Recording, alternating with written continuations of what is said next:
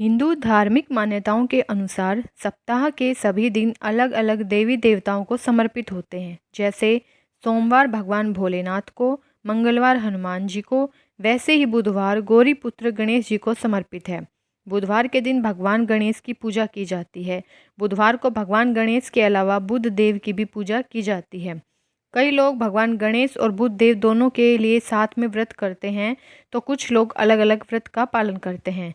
मान्यता है कि बुधवार का व्रत करने से धन धान्य में कमी नहीं रहती, व्यापार में वृद्धि होती है। माना जाता है कि गणेश जी की पूजा करने से घर में सुख शांति बनी रहती है।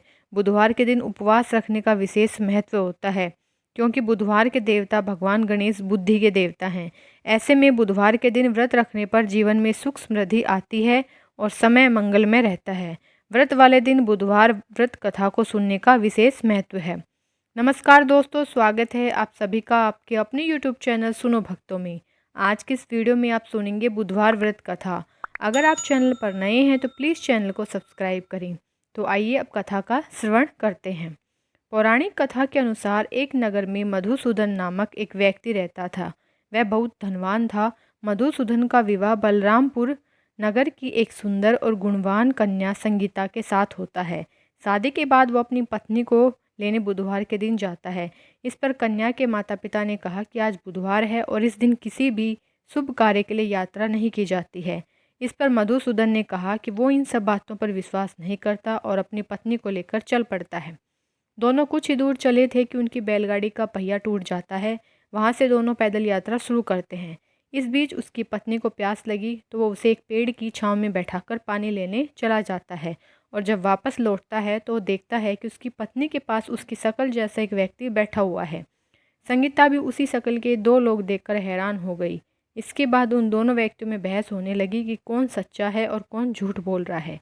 उनकी बहस को देखकर आसपास कई लोग जमा हो गए और उन्होंने सिपाही को बुलाकर उन्हें नगर के राजा के सामने ले गई। राजा भी उन दोनों में अंतर नहीं कर पाया और संगीता भी नहीं पहचान पा रही थी कि उसका पति कौन है। राजा ने दोनों को ही कारावास में डाल देने की सज़ा सुनाई। सज़ा सुनकर मधुसूदन घबरा गया और भगवान से प्रार्थना करने लगा कि उसे किन पापों की सज़ा मिल रही है।